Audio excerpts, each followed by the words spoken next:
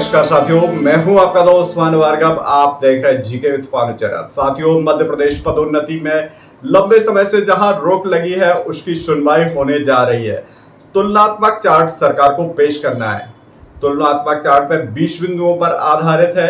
इसमें बताना है कि 2002 पदोन्नति नियम और 2025 पदोन्नति नियम में क्या अंतर है। सरकार इसे कल हाईकोर्ट के समक्ष पेश करेगी। वहीं देखा जाए तो हाईकोर्ट के मुख्य न्यायाधीश व जो अन्य न्यायाधीश है वह युगल पीठ इसकी सुनवाई करेगी। साथ में मध्य प्रदेश के जो प्रवक्ता हैं वैद्यनाथन, जो कि कल इसकी पैरवी करेंगे। तो साथियों, दिलचस्प बात यह होगी कि हाईकोर्ट की जो सुनवाई हो रही है उसमें मध्य प्रदेश सरकार की ओर से जो अधिवक्ता आए हैं वह दिल्ली से बुलाए गए हैं, CS वैद्यनाथन, जो कि कई केसों के बारे में बता चुके हैं। अब तुलनात्मक चार्ट जो 20 बिंदुओं पर है उसमें अंतर बताना है।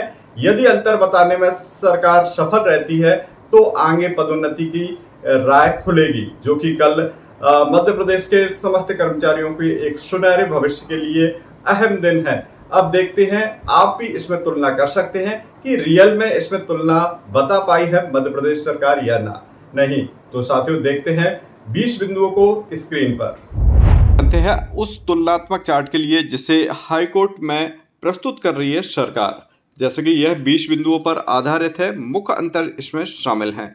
यहाँ पर हम देख रहे हैं जैसे कि आरक्षण SC वर्ग के लिए 16%, वही ST वर्ग के लिए 20% बनाए गए हैं।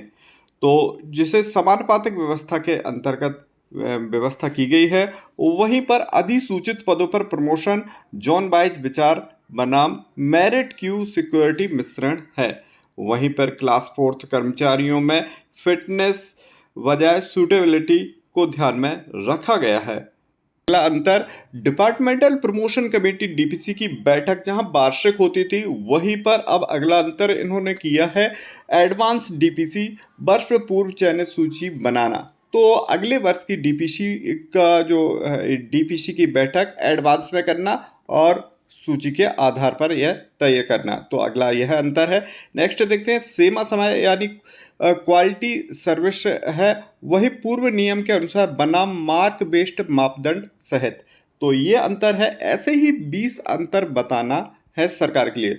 और यहाँ पर हम बता देना चाह रहे हैं कि इन अंतरों के आधार पर जहाँ तक लग रहा है कि पदोन्नति की प्रोसेस पर डिसीजन मिलेगा और यह आगे कंटिन्यू होगी। चलिए आगे यहाँ पर हम देख रहे हैं जैसे कि मेरिट क्यू सिक्योरिटी मॉडल, जो कि मॉडल लागू नए नियम में है। वहीं आगे देखते हैं बैकलॉग पदों का प्रबंधन है, कैरी फॉरवर्ड वर्सेस अलग रूप में संभाला गया है, जो कि अब एक नया अंतर है जो पहले नहीं था। आगे देखते हैं चयन सूची निर्माण में सीनियरिटी की तुलना में मेरिट ग्रेडिंग में स्थानांतरण को स्थान दिया गया है। वहीं हम एडिशन पर देखा जाए तो यहाँ पर पुराने नियमों में सीमित थी, वहीं नए नियमों में यह विस्तारित है। तो कंडीरेशन पर यह एक नया अंतर स्पष्ट दिख रहा है। यहाँ पर रिजर्व कैटेगरी में वहाँ पर देखा जाए तो लोअर वैल्यूएशन में स्टैंडर्ड्स की संवैधानिक अनुमति दी गई है। वहीं आगे देखा जाए तो चयन सूची में BGLO में वेटिंग लिस्ट है, वहीं अतिरिक्त प्रतिशत है। जैसे कि उसमें अगर देखा जाए तो वेटिंग में 25% शामिल किया गया है, जो कि पहले नहीं था। अब यहाँ पर देखें तो अगला अप्राप्त यानी अनफिल्ड पदों पर अगले वर्ष रिजर्व करना वर्सेस स्थापित करना है। तो यह भी है। आगे देखते हैं यहाँ पर सिलेक्टेड लिस्ट में combined versus separate wise category का बनना भी यहाँ पर दर्शाया गया है। डिपार्टमेंटल पदों में रिक्तियों पर प्रमोशन का अधिकार न्यू नियम के तहत है। वहीं आगे देखें तो रिजर्व रिकॉर्ड एवं ACR जो परंपरा थी 5 वर्ष की, वहीं अब देखा जाए तो न्यूनतम योग्यता अंक निर्धारित मूल्यांकन किया गया है। आगे देखते हैं सिंहासन यानी रोस्टर बनाम मापदंडों में roster based plus merit based hybrid model तैयार किया गया है। सुझाव बेस में काम करने के लिए अतिरिक्त व्यवस्था नए नियमों में शामिल है।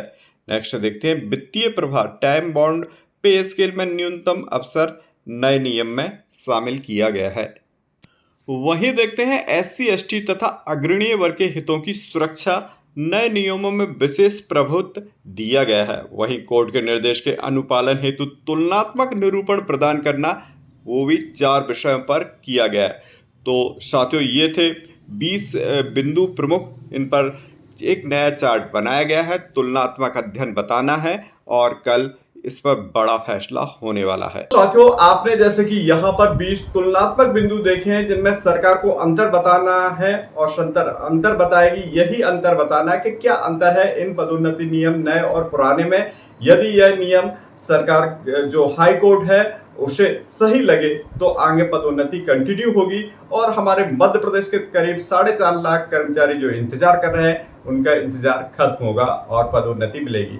तो आपकी राय क्या है, हमें कमेंट जरूर कीजिएगा। मिलते हैं अगले अपडेटेड वीडियो के साथ। साथियों, वीडियो को लाइक और शेयर जरूर कीजिएगा।